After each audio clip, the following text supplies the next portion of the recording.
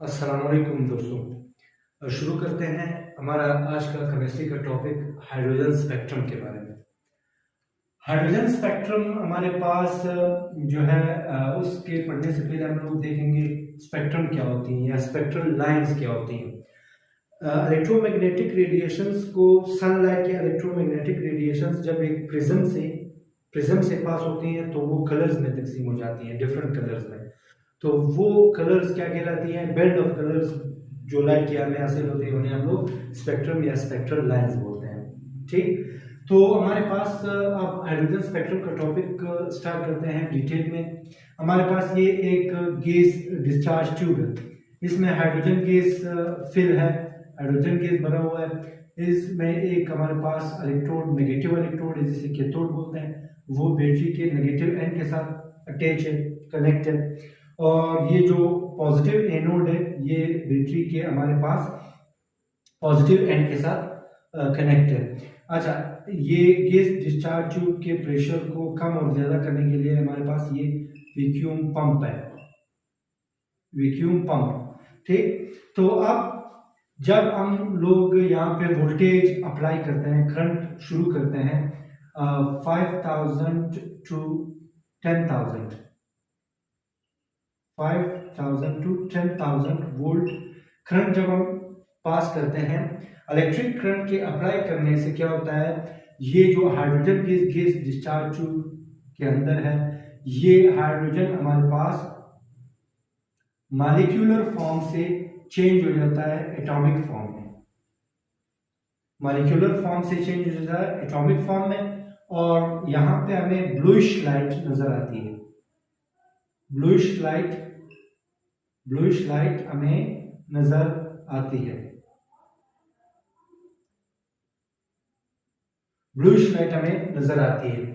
अच्छा, bluish light यहाँ पे जब पास होगी हमारे पास एक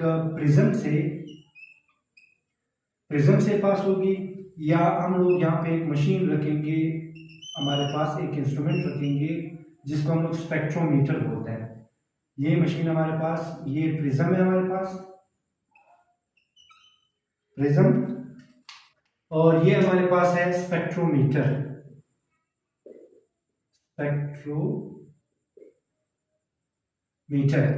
तो हमारे पास ये जो हाइड्रोजन गैस का जो ब्लूइश यहाँ पे लाइट इमिट हुई थी, ब्लूइश लाइट जो रिलीज हुई थी, वो लाइट गुजर कर प्रिज्म से पास होगी तो या स्पेक्ट्रोमीटर से पास होगी, तो ये 4 कलर्स में तकसीम होगी।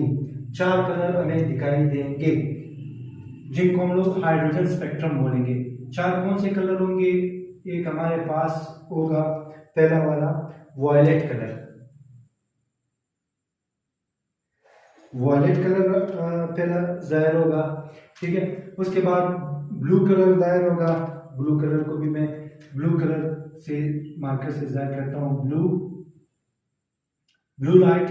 और इसके बाद जो है ब्लूइश ग्रीन, हमारे पास ब्लूइश ग्रीन लाइट यहाँ पे हमें मिलेगी, ब्लूइश ग्रीन लाइट,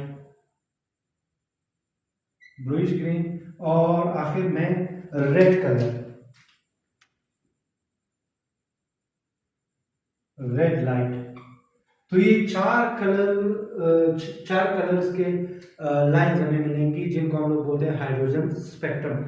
ये 4 कलर्स के जो हमारे पास जो स्पेक्ट्रम हमें मिला है, स्पेक्ट्रोफोटोमीटर से गुजरने के बाद ये जो ब्लू लाइट जब प्रिज्म से या स्पेक्ट्रोमीटर से गुजर रही थी तो हमें 4 लाइंस के स्पेक्ट्रम मिले। अच्छा, ये जो 4 कलर के 4 लाइंस नहीं 4 कलर के हमें लाइंस मिले जिनको हम लोग वॉयलेट, ब्लू, ब्लूइश ग्रीन और रेड कहते हैं। ये सारे कौन से रीजन में ये जो 4 कलर के हमें लाइंस मिलेंगी, ये विजिबल रेंज में होगी। विजिबल रेंज का अर्थ इलेक्ट्रोमैग्नेटिक रेडिएशन का अपना वेवलेंथ है। तो विजिबल रेंज का जो वेवलेंथ है वो हमारे पास 400 नैनोमीटर से लेकर 750 नैनोमीटर के दरमियान है, यानी इनकी वेवलेंथ। तो ये हमारे पास जो लाइट हमें मिली, इसमें ये लाइट्स इनकी वेवलेंथ इस रेंज के दरमियान होंगी, विजिबल रेंज। तो इसीलिए ये हमें दिखाई देंगे क्योंकि इनकी वेवलेंथ विजिबल रेंज में है। कैसे? वायलेट कलर का जो लाइट हमें मिला उसका वेवलेंथ है 410 नैनोमीटर, 410, और ब्लू का जो है 434 नैनोमीटर इसका वेवलेंथ है। ब्लूइश ग्रीन का 486 है, 486 नैनोमीटर, और रेड का हमारे पास 656 नैनोमीटर, ये इसकी वेवलेंथ है। अब ये सारे वेवलेंथ विजिबल रेंज में आ रहे हैं। तो ये जो 4 कलर के लाइट्स या रेडिएशन हमें मिली, इनको बोलते हैं band of hydrogen spectrum, band of hydrogen spectrum. अब ये लाइट्स हमें या जो बैंड ऑफ कलर्स जो हैं ये मिले कैसे, ये पैदा कैसे हो गए, ये कलर्स डिस्पर्स कैसे हो गए, वो भी डिटेल में डायग्राम के जरिए पढ़ेंगे। लेकिन उससे पहले हम लोग यहाँ पे देखेंगे कि यहाँ पे हाइड्रोजन गैस सबसे पहले मॉलिक्यूलर फॉर्म से चेंज हो गया हमारे पास एटॉमिक हाइड्रोजन में। एटॉमिक हाइड्रोजन में जब चेंज हो गया, अब एटॉमिक हाइड्रोजन से हमें पता है हाइड्रोजन में एक ही इलेक्ट्रॉन होता है, वो इलेक्ट्रॉन लोअर शेल से, गौर से सुनिएगा, लोअर शेल से हायर शेल में जंप करेगा, लोअर शेल से हायर शेल में जंप करेगा। क्यों? क्योंकि इसने यहाँ पे वोल्टेज इस पे अप्लाई हुआ, वोल्टेज या करंट इस पे जब अप्लाई हुआ डिस्चार्ज ट्यूब में, तो ये पहले मॉलिक्यूलर फॉर्म से एटॉमिक फॉर्म में चेंज हो गया, फिर एटॉमिक फॉर्म से इलेक्ट्रॉन इसका एक्साइट हुआ, इलेक्ट्रॉन के एक्साइटेशन के नतीजे में इलेक्ट्रॉन ने इलेक्ट्रिकल एनर्जी एब्जॉर्ब की, करंट एब्जॉर्ब किया और जंप किया लोअर शेल से हायर शेल की तरफ, लोअर शेल से हायर की शेल की तरफ। तो जब हायर शेल की तरफ चला गया, अब इलेक्ट्रॉन हायर शेल से वापस जब लोअर शेल की तरफ आएगा तो वो एनर्जी लूज करेगा। अब वो एनर्जी किस फॉर्म में लूज करेगा? लाइट की फॉर्म में लूज करेगा। तो जब इलेक्ट्रॉन हायर शेल से जंप करता है लोअर शेल की तरफ, तो वो आहिस्ता आहिस्ता एनर्जी रिलीज करता है। वो एनर्जी हमें लाइट की सूरत में, रेडिएशन की सूरत में मिलती है। तो बहुत से रेडिएशन हमें मिलती है लाइंस की सूरत में।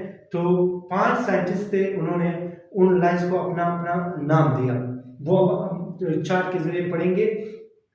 तो यहाँ पे फॉर एग्जांपल हम लोग एक चार्ट बनाते हैं। यहाँ पे मैं लिखता हूँ सीरीज, और एक तरफ में लिखता हूँ N1, एक तरफ में लिखता हूँ N2। N1 का मतलब है, इसका मैं नीचे मतलब लिखता हूँ लोअर शेल, लोअर शेल।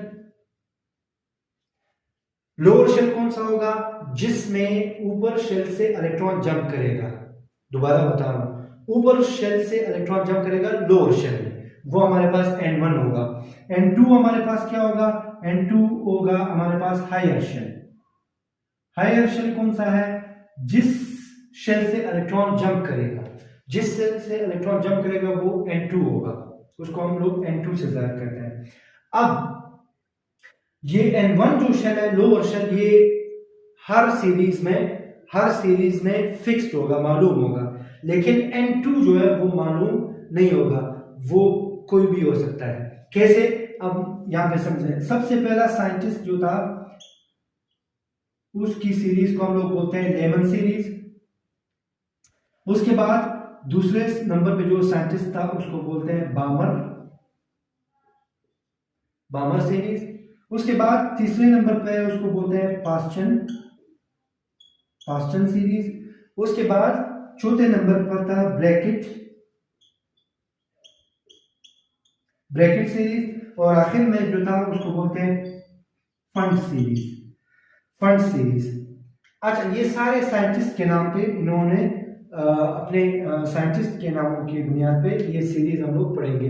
ये साइंटिस्ट ने उन्हें स्टडी किया था, जिसकी वजह से उन्हें अपने नामों पे इन्होंने नाम दिए हैं। चले, अब आते हैं, जब इलेक्ट्रॉन ऊपर वाले शेल से पहले वाले शेल में गिरेगा, पहले वाले शेल में, तो यानी जो न्यूक्लियस के करीब शेल है, के शेल, उसमें गिरेगा तो जो लाइट एमिट होगी, जो लाइंस हमें मिलेंगे वो सारे लेमन सीरीज में आएंगे वो लाइंस। ठीक है। जब हायर शेल से, हायर शेल कोई भी हो सकता है, यानी 1 के अलावा 2, 1 से ऊपर 3, 4, 5, ये हमारे पास हायर शेल हो सकते हैं। 6 भी हो सकता है, 7 हो सकता है, इसी तरह आगे। तो ये ऊपर वाले शेल से जब इलेक्ट्रॉन पहले वाले शेल में गिरेगा तो जो लाइंस हमें लाइट की मिलेंगी, रेडिएशन की मिलेंगी, वो लेमन सीरीज में आएंगी। अच्छा, उसके बाद है बामर सीरीज। अगर हमारे पास दूसरे शेल में इलेक्ट्रॉन आके जंप करेगा ऊपर वाले शेल से, ऊपर वाले शेल्स क्या हो सकते हैं? 3 हो सकता है, 4 हो सकता है, 5 हो सकता है, 6 हो सकता है, 7 हो सकता है। इसी तरह चलते चलते ये सारे ऊपर वाले शेल्स, अगर यहां से किसी भी शेल से, इनमें से किसी भी शेल से इलेक्ट्रॉन, ये ऊपर वाले शेल हायर शेल है, इन शेल से कोई भी इलेक्ट्रॉन जंप करे सेकंड शेल में, तो जो लाइंस हमें मिलेंगी उसको बोलते हैं बामर सीरीज। और उसके बाद है पास्चन सीरीज। N1 की वैल्यू पास्चन सीरीज की 3 है, तो यहां से 3 से ऊपर 4, 5, 6, 7, 8, किसी भी ऊपर शेल से 8 से 7 से ऊपर शेल को हम लोग बोलते हैं N2। किसी भी शेल से इलेक्ट्रॉन जंप करेगा पास्चन सीरीज यानी थर्ड शेल में, तो वो लाइंस हमें जो मिलेंगी उसको बोलते हैं पास्चन सीरीज। अच्छा, उसके बाद है ब्रैकेट। हमारे पास ब्रैकेट सीरीज में N1 की वैल्यू यानी लोअर शेल कौन सा होता है? चौथा शेल होता है। अब ऊपर वाला शेल 5वां भी हो सकता है, 6वां भी हो सकता है, 7वां भी हो सकता है, 8वां भी हो सकता है। इन शेल से अगर इलेक्ट्रॉन जंप करेगा फोर्थ शेल में, तो जो इलेक्ट्रॉन, जो रेज हमें मिलेंगी, जो रेडिएशन हमें मिलेंगी, वो ब्रैकेट सीरीज में आएंगी। अच्छा, उसके बाद है फ्रंट सीरीज। उसको बोलते हैं उसका N1 वैल्यू यानी लोअर शेल कौन सा है? 5वां शेल है। अगर 6, 7, 8, इसी तरह 9, अगर इन शेल से, ऊपर वाले शेल से कोई इलेक्ट्रॉन जंप करेगा 5वें शेल में, तो इलेक्ट्रॉन जब ऊपर वाले शेल से 5वें शेल में जंप करेगा तो जो रेज निकलेंगी, जो रेडिएशन निकलेंगी, वो सारे लाइंस या वो सारे रेडिएशन पी फंड रेज कहलाएंगे या पी फंड सीरीज वाले लाइंस कहलाएंगे। ठीक, तो ये था हमारे पास इसका एक मैंने बनाया फ्लो चार्ट। अब आते हैं थोड़ा डायग्राम के जरिए भी समझेंगे। ये हमारे पास चार्ट। अच्छा, अब हमारे पास इनका रीजन में बताऊंगा। ये जो लेमन सीरीज के लाइंस हैं, ये कहां पे लाई करती हैं? ये यूवी रेज, यूवी रीजन में। यूवी रीजन मैंने बताया हर रे का अपना वेव नंबर होता है या वेवलेंथ होता है। वेवलेंथ, हर लाइट की अपनी वेवलेंथ होती है। यूवी रीजन का कहां पे होता है? विजिबल रीजन से भी small wave number. Visible region कहां से शुरू होता है? 400 नैनोमीटर, इससे कम, यानी 400 नैनोमीटर से कम रेंज में यूवी रेंज की लाइट्स आएंगी। तो ये लेमन सीरीज वाले लाइंस जो है वो कहां पे लाइट करती हैं, कहां पे पड़ी होती हैं? ये लाइंस हमें यूवी विजिबल रीजन में मिलेंगी। यूवी विजिबल रीजन का नैनोमीटर या वेवलेंथ जो है वो कितने नैनोमीटर है? वो 400 से कम होगा, 350, 300 ऐसे इस रेंज में होगी। ठीक, अच्छा, और जो बामर सीरीज के जो लाइंस हैं वो हमें इसलिए कलर्स दिखाई दिए, ठीक है, क्योंकि वो विजिबल रीजन में थे। तो बामर सीरीज वाले लाइंस हमारे पास कहां पे आती हैं? विजिबल रेंज में। विजिबल रेंज यानी मैंने बताया 4 कलर्स में मैंने जरा, क्योंकि उनकी वेवलेंथ विजिबल रेंज में थी। विजिबल रेंज हमारे पास वेवलेंथ क्या है? 400 नैनोमीटर से 750 नैनोमीटर के दरमियान। अच्छा, पास्चन सीरीज जो है उसका हमारे पास वो कहां पे लाई करती हैं? वो हमारे पास नियर IR रीजन। इनका वेवलेंथ ज्यादा होता है, इनका वेवलेंथ विजिबल से भी ज्यादा होता है। ठीक है, विजिबल से ज्यादा होता है। ये तकरीबन near IR, near IR means IR radiations का जो वेवलेंथ है उनके करीब, नियर का मतलब है करीब। ठीक, अच्छा, ब्रैकेट सीरीज अब मैं बताऊंगा। ये मिड IR में, मिड IR का मतलब है इंफ्रारेड, इंफ्रारेड रेडिएशन के दरमियान में, बिल्कुल। ठीक, मैं बताऊंगा इनका वेवलेंथ। पी फंड जो है वो फार आईआर में, फार इंफ्रारेड मींस कि इनका वेवलेंथ आईआर से थोड़ा दूर होगा, आगे होगा, आगे का मतलब वेवलेंथ थोड़ा बड़ा होगा। अब इनका जो वेवलेंथ है आईआर का वेवलेंथ मैं यहाँ पे बताता हूँ। आईआर इंफ्रारेड रेज का जो आईआर को बोलते हैं इंफ्रारेड रेज, इनका जो वेवलेंथ है यानी तकरीबन हमारे पास 10 पावर 5 हमारे पास बराबर होती है तकरीबन 1 लाख नैनोमीटर वेवलेंथ इनका होता है हमारे। अब आते हैं थोड़ा सा समझते हैं इसको डायग्राम के जरिए। अब ये रेस पैदा कैसे हुई? हमारे पास जो ये न्यूक्लियस है, पहला शेल है, दूसरा शेल है, तीसरा शेल है, चौथा शेल है, पांचवा शेल है, छठा शेल है। अब हाइड्रोजन में हम लोग इस बात में हमने कंफ्यूज नहीं होना, हाइड्रोजन में एक ही इलेक्ट्रॉन होता है। शेल्स हम लोगों ने इतने ज्यादा क्यों बनाया? शेल्स की तादाद ज्यादा हो सकती है, इनफाइनाइट भी हो सकती है, ठीक है, तो शेल्स ज्यादा हो सकते हैं। ये हमारे पास पहला शेल है K L M N O P, इसी तरह एक और बनाते हैं क्यू,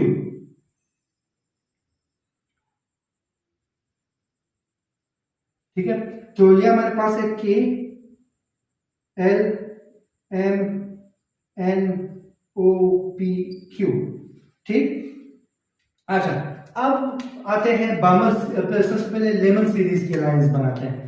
लेमन सीरीज का ये मतलब है कि अपर शेल से ये ऊपर वाला शेल है, ऊपर वाला शेल यानी N2 का मतलब है आयर शेल, तो N2 कोई भी हो सकता है। इस शेल से अगर इलेक्ट्रॉन जंप करेगा K शेल के पास, ये होगी एक लाइन। इस शेल से, ये भी तो आयर शेल है, इस शेल से जंप करेगा K के पास इलेक्ट्रॉन, इस शेल से इलेक्ट्रॉन जंप करेगा इसके पास, इस शेल से इलेक्ट्रॉन जंप करेगा इसके पास, K शेल के पास, इस शेल से जंप करेगा इसके पास, इस शेल से। अब ये लाइंस जो हमें मिली है, इन लाइंस को बोलते हैं, ये हमारे पास ये लाइंस क्या कहलाई? इन लाइंस को बोलते हैं लेमन सीरीज, लेमन सीरीज, ठीक। अब लेमन सीरीज में हायर शेल कोई भी हो सकता है, ऊपर वाले शेल से जबकि सब ने के शेल के पास यानी पहले शेल के पास, तो इसका फार्मूला क्या होगा? फार्मूला हम लोग वेव नंबर का निकाल सकते हैं। वेव नंबर का फार्मूला है हमारे पास, wave number is equal to R H हमारे पास कांस्टेंट है, ये मैं बताऊंगा कि कौन सा कांस्टेंट है। अच्छा, 1/n1 square minus 1/n2 square, ठीक। अब ये फार्मूला है, इस फार्मूले के जरिए हम हर सीरीज का निकाल सकते हैं वेव नंबर। कैसे निकालेंगे? अब हमारे पास आर एच को बोलते हैं, यहां पे मैं लिखता हूं, आर एच को बोलते हैं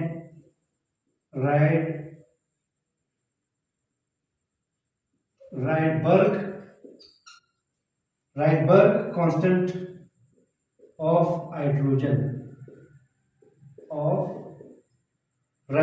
कांस्टेंट ऑफ हाइड्रोजन, ये इसकी वैल्यू कांस्टेंट है, ये मालूम है।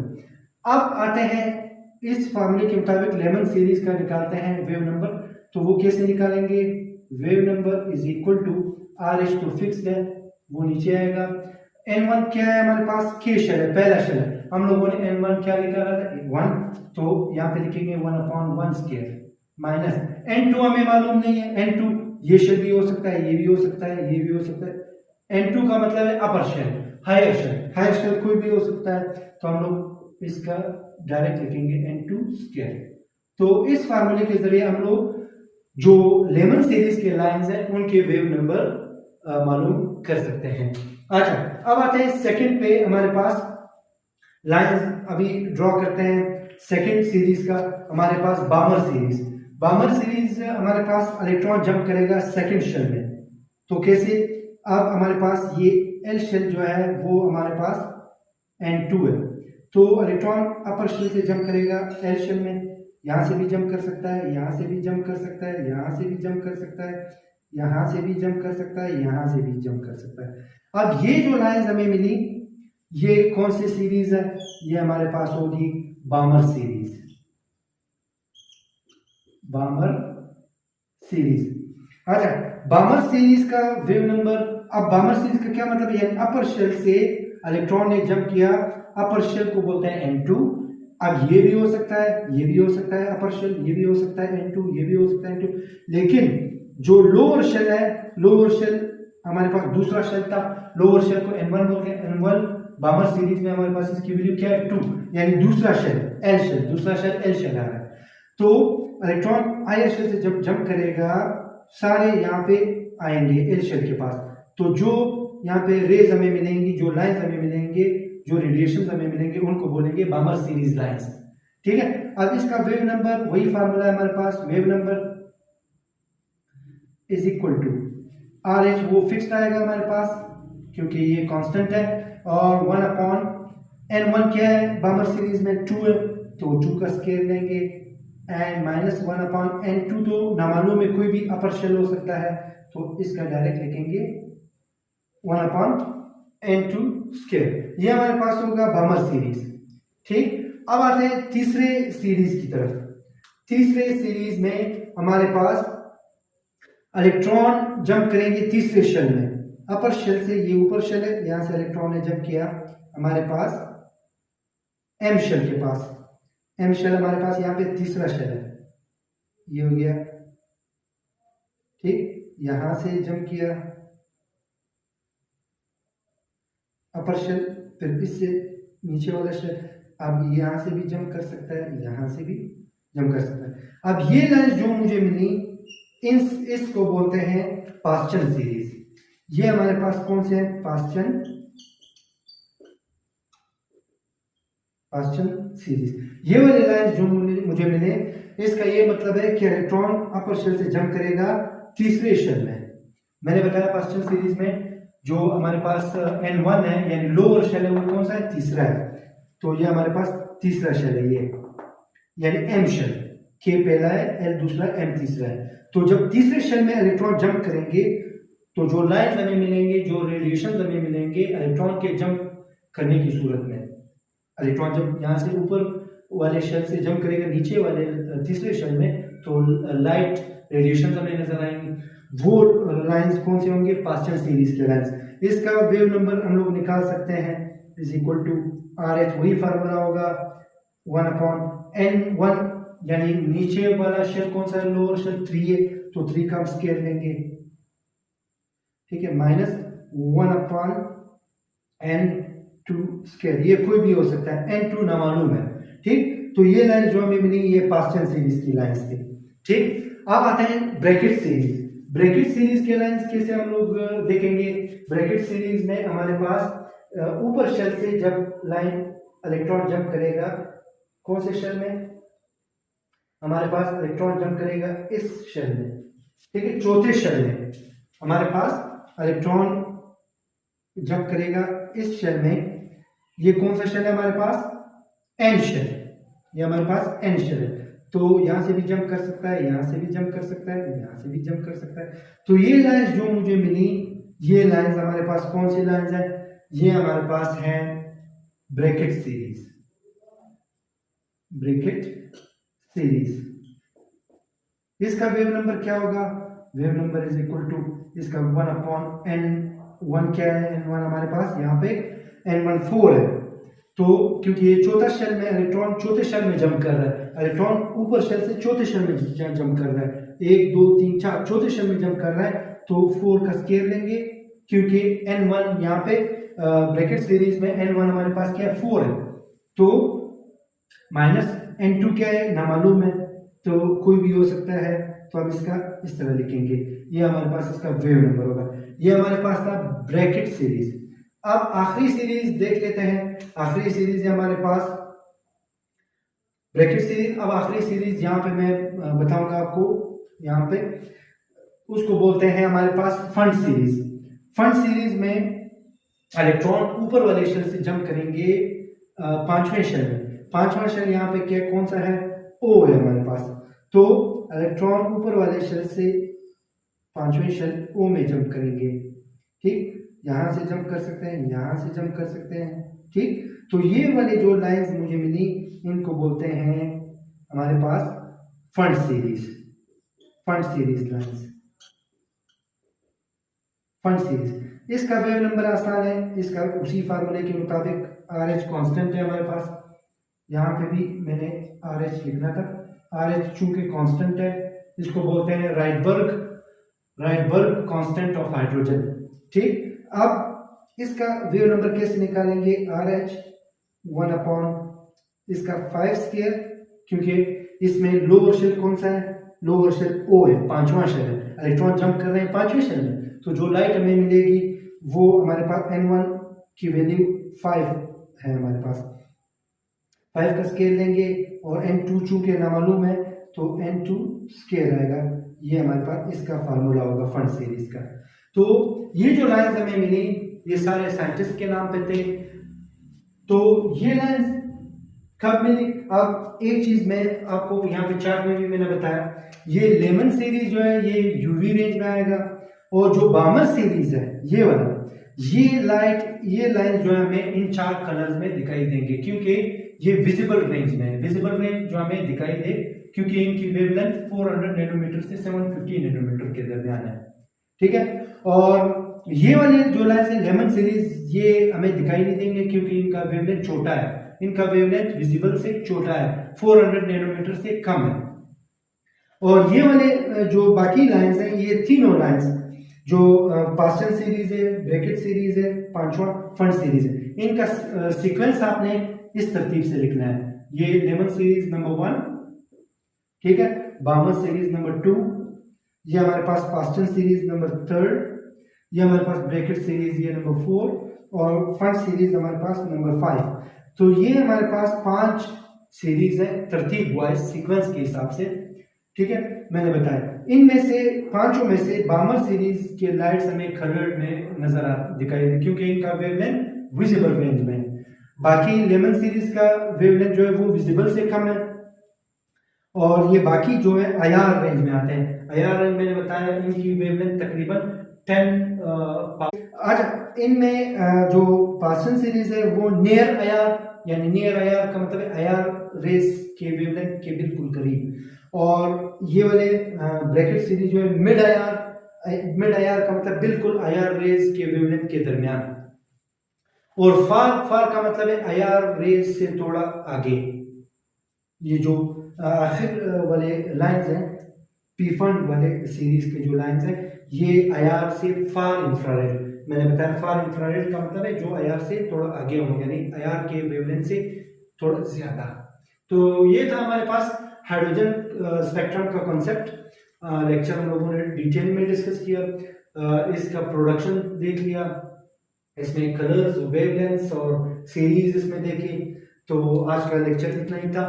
मजीद इंशाल्लाह नेक्स्ट लेक्चर के साथ हाजिर खिदमत होंगे। अगर आप लोग मेरे चैनल पे नए हैं और आप लोगों ने अभी तक मेरा चैनल सब्सक्राइब नहीं किया, kindly subscribe my YouTube channel ability to no.